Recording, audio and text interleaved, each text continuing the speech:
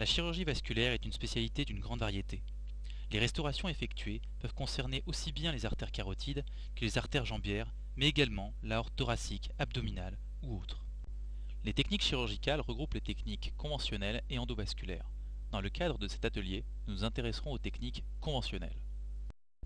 Matériel en chirurgie conventionnelle. Les substituts vasculaires sont les matériaux destinés à remplacer les vaisseaux. Les deux substituts vasculaires les plus utilisés sont le PTFE, polytétrafluoroéthylène, et le Dacron, polyester tissé. Le Dacron présente la particularité d'être un matériau extensible, ce dont il faut tenir compte lors de la réalisation d'un pontage pour ne pas avoir d'excès de longueur. La chirurgie vasculaire utilise des instruments de chirurgie classique. La dissection des vaisseaux est réalisée à l'aide des pinces à disséquer de 2 baquets et des ciseaux de Maillot ou Metzenbaum. Instruments de contrôle et de clampage vasculaire. Les lacs ensilastiques sont utilisés par certains. Le lac est passé autour du vaisseau à l'aide d'un dissecteur. Exerçant une traction dessus, il peut aider à la dissection de la face postérieure des vaisseaux. Il facilite également le clampage, l'opérateur étant alors sûr d'avoir fait le tour du vaisseau. Passé une seconde fois autour du vaisseau, il peut également servir lui-même de clan atraumatique. Les clans vasculaires sont atraumatiques. Ils sont de forme et d'angulation adaptées à l'exposition, à la profondeur du champ opératoire et à la taille des vaisseaux. Les clans peuvent également servir à l'exposition des vaisseaux.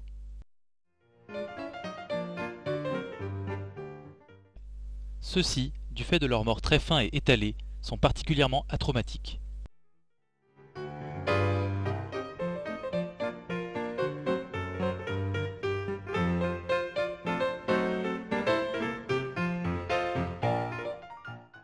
Ce type de clan, dit clan de Satinsky, peut servir au contrôle de vaisseaux situés en profondeur.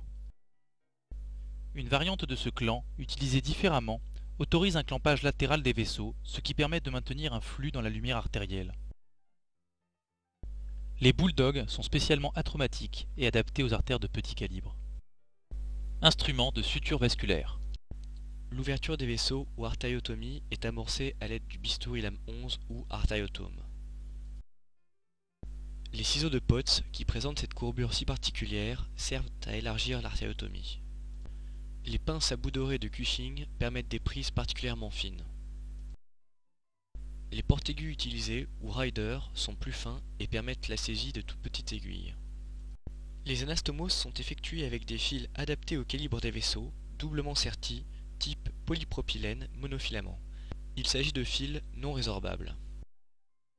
L'aiguille est saisie à mi-distance et non pas 2/3, 1/3 comme cela est le cas dans d'autres spécialités. Elle est placée au bout du porte-aiguille, perpendiculairement à ce dernier, avec un léger avantage. Une prise en coup droit peut ainsi être réalisée. Pour modifier l'orientation de l'aiguille, il est nécessaire de stabiliser le porte-aiguille en travaillant sur un plan dur, comme par exemple ici le plan de la table, et de la saisir à l'aide de la pince à disséquer. Ne jamais saisir le fil, car le risque de le casser est important.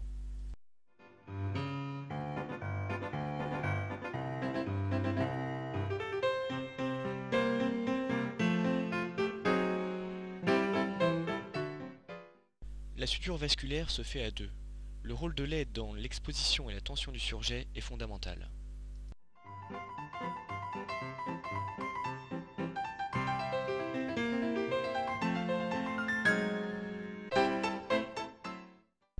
Il veille à ce que le fil ne se prenne pas dans les obstacles présents sur le champ opératoire. Il tend le fil dans l'axe de sortie de l'aiguille afin d'éviter de déchirer le tissu artériel.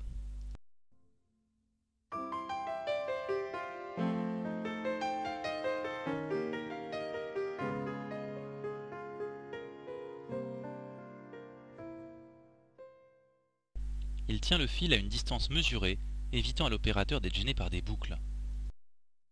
En revanche, il ne le tient pas trop loin, car l'opérateur risquerait alors de ne pas avoir la liberté de ses gestes. Artériotomie transversale, réalisation et suture directe. Le vaisseau est ici matérialisé par une prothèse en dacron. Une hépaриnisation systémique est indispensable avant tout clampage afin d'éviter la formation de thrombus pendant la réalisation du geste de restauration. Le clampage est réalisé et l'artériotomie est amorcée au bistouri lame 11.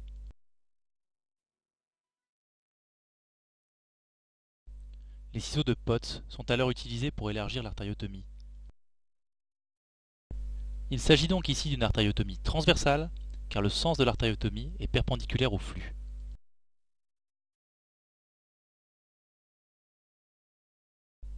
Pour maintenir une certaine stabilité sur le fil, un bulldog est posé à l'extrémité qui ne sera pas utilisée dans l'immédiat. La suture sera constituée ici de deux hémisurgets qui seront débutés de part et d'autre de l'artériotomie et qui se rejoindront. Le premier hémisurget est débuté sur la berge située la plus loin de l'opérateur. Il est important de passer les premiers points en 2 fois pour bien voir ce que l'on fait, comme exposé ici. Le premier hémisurget est noué et la suture est débutée.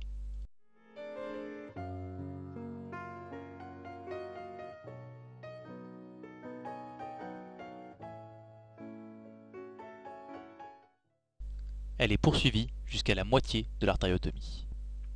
Notez comment l'opérateur utilise sa pince à disséquer pour exposer les structures à charger avec l'aiguille.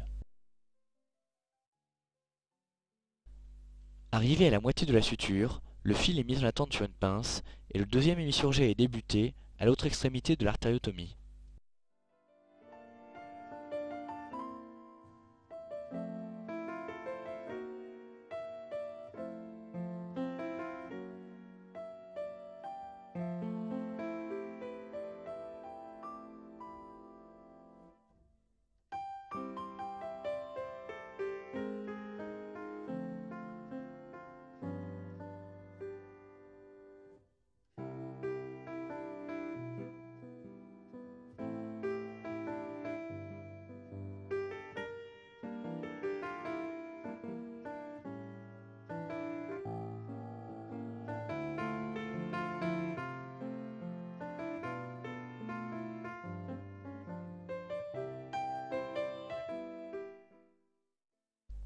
Lorsque les deux hémisurgets se rejoignent, ils ne sont pas noués immédiatement.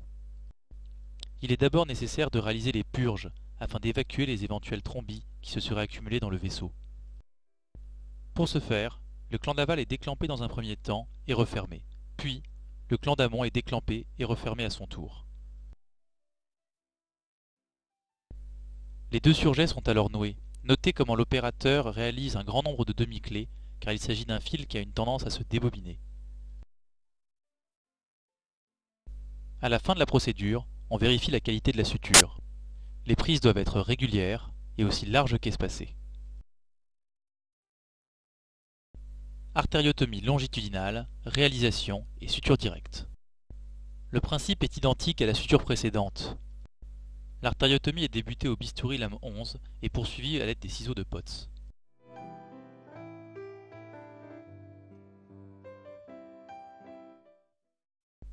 Pour augmenter la visibilité de l'opérateur, un fil d'exposition est passé sur une des berges et mis en traction. Là aussi, la suture consistera en deux hémisurgets.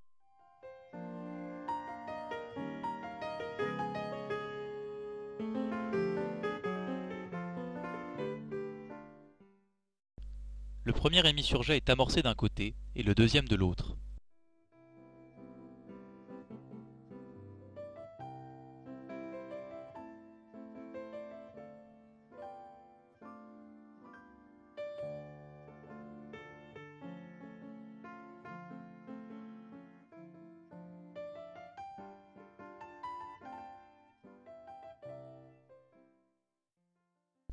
La suture est débutée en passant les premiers points en 2 fois, comme c'était le cas dans la réparation d'une artériotomie transversale.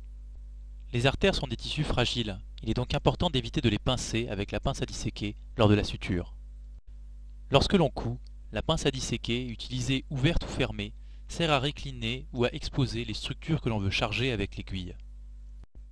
Lorsque la suture est avancée jusqu'au fil de traction, ce dernier peut être retiré car inutile.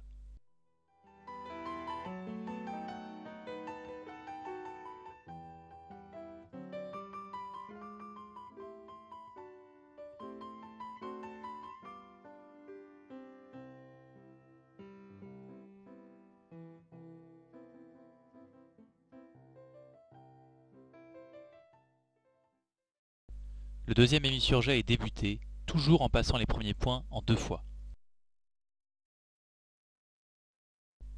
Notez au passage comment l'aide s'efforce à tendre le fil dans le sens de sortie.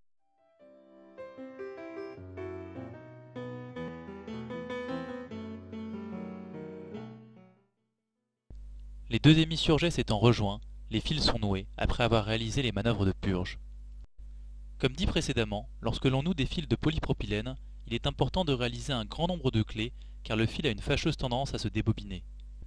Les fils sont alors coupés longs, toujours pour les mêmes raisons.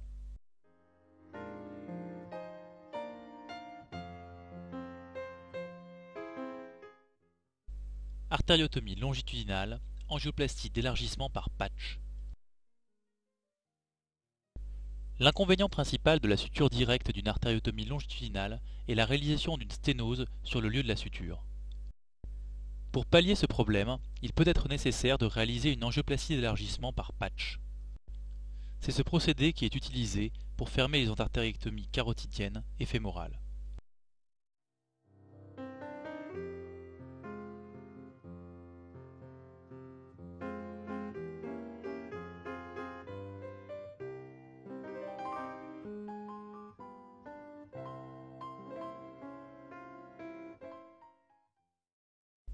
Le patch est découpé, plutôt un peu plus long que la longueur de l'artériotomie. Un premier point est passé au niveau de la pointe proximale de l'artériotomie.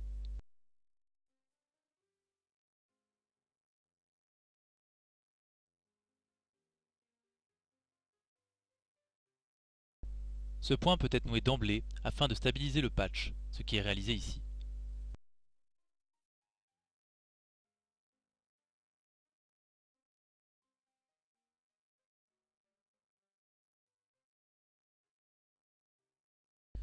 Ce type de suture permet d'introduire un principe fondamental des sutures vasculaires. L'artère est piquée de dedans en dehors, afin d'éviter de décoller les plaques d'athérome et réaliser ainsi un flap intimal, voire pire, une dissection.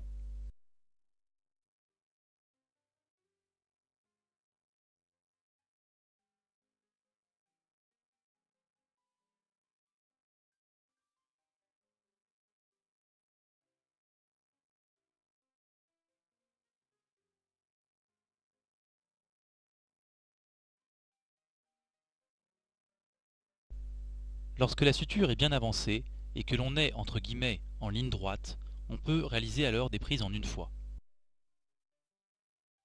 Par contre, se rapprochant à nouveau de la pointe, les points sont pris en 2 fois pour plus de précision.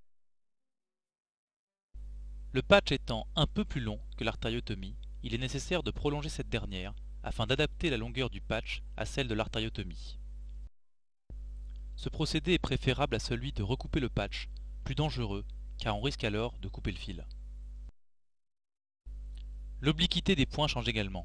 Ils sont progressivement passés avec un angle de plus en plus aigu pour être finalement tangentiel à la ligne de suture au niveau de la pointe.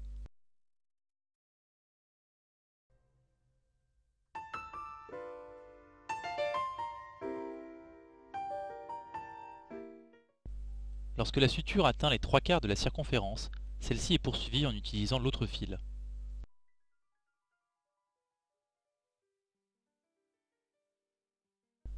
En exerçant une traction sur les 2 fils, l'aide permet à l'opérateur d'aller plus vite en chargeant en une fois les 2 berges, patch et artère.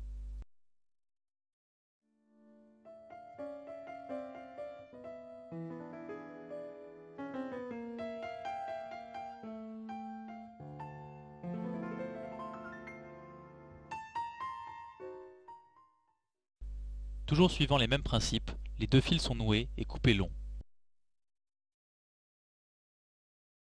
Notez alors l'élargissement du calibre artériel.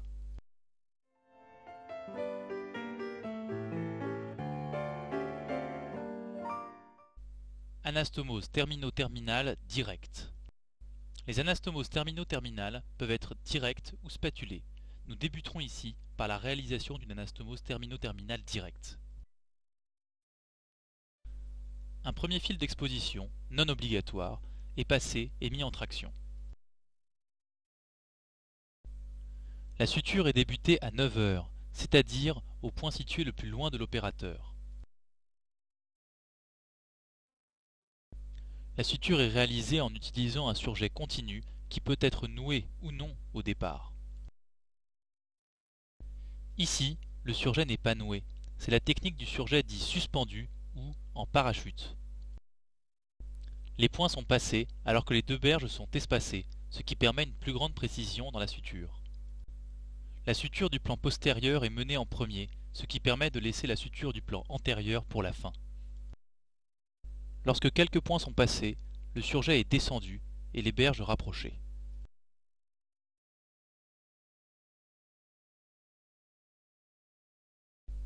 L'anastomose est alors poursuivie telle une anastomose classique, comme si on l'avait nouée au départ. En effet, la suture aurait tout à fait pu être débutée en nouant les deux fils sur le versant externe de l'artère.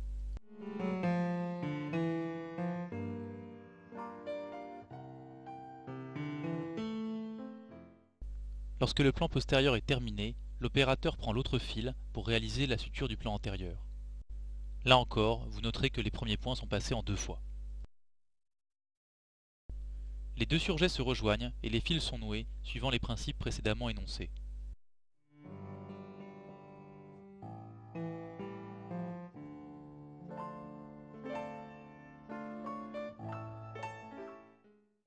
Anastomose termino-terminale spatulée. L'inconvénient principal des anastomoses termino-terminales directes est le risque de sténose circonférentielle lorsqu'elle est réalisée sur de petits vaisseaux. Pour pallier ce problème, on peut réaliser une anastomose termino-terminale spatulée qui, en augmentant la taille de la chambre anastomotique, évite la réalisation d'une sténose circonférentielle. Là aussi, l'anastomose est réalisée suivant la technique du surjet suspendu. Les premiers points sont passés quelques millimètres avant la pointe. La suture est poursuivie suivant les mêmes principes que l'anastomose termino-terminale directe que vous avez vu précédemment.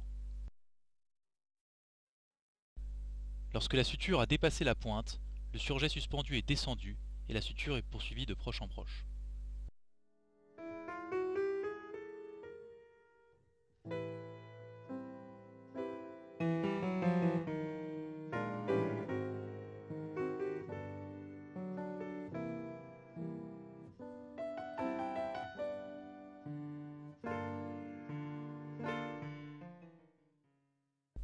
Une fois la deuxième pointe dépassée, le surjet est poursuivi avec l'autre fil qui va rejoindre le premier.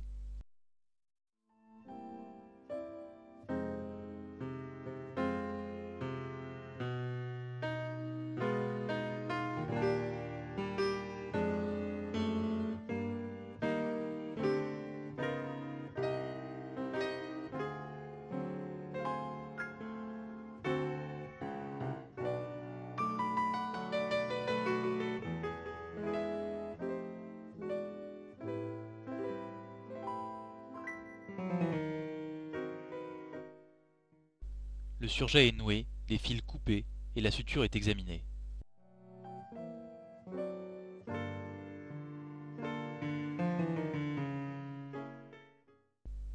Anastomose latéraux-terminale. Il s'agit de branchements de convergence ou de divergence entre une artère pontée et un greffon.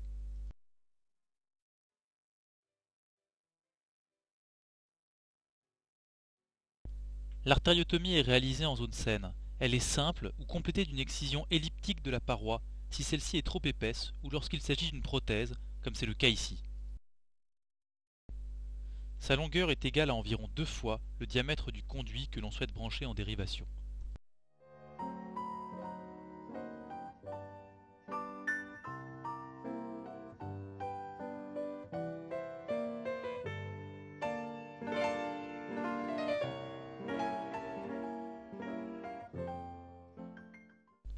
Là encore, la suture est amorcée suivant un surjet suspendu qui est débuté quelques millimètres avant le talon de l'anastomose.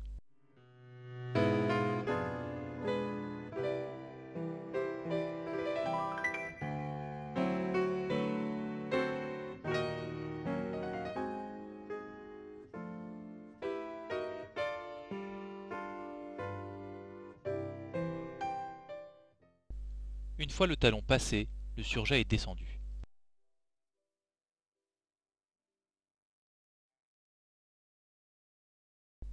Cette fois, on peut même réaliser la suture sans changer de fil, comme cela vous est montré ici.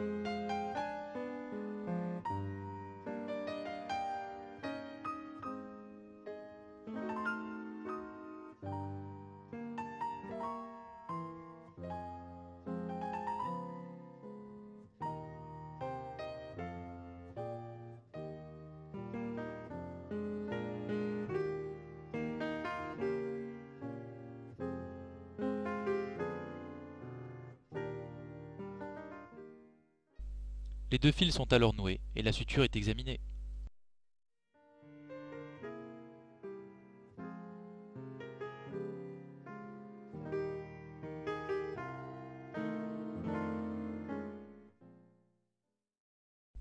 Artériotomie transversale, suture à points séparés.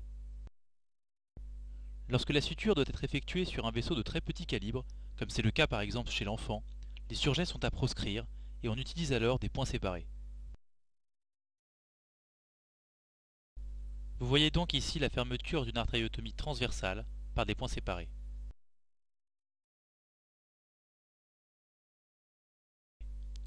L'idée générale est de passer tous les points en attente et de les nouer à la fin de la procédure.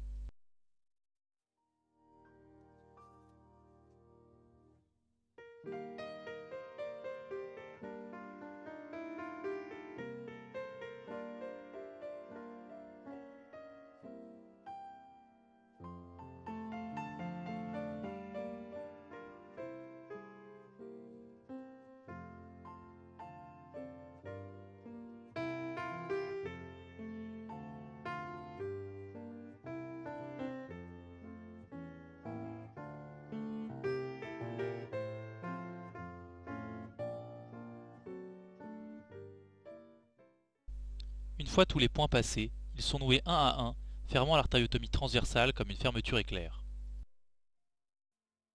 Tous les nœuds étant faits, les fils sont coupés longs pour les raisons précédemment expliquées. Nous vous remercions de votre attention.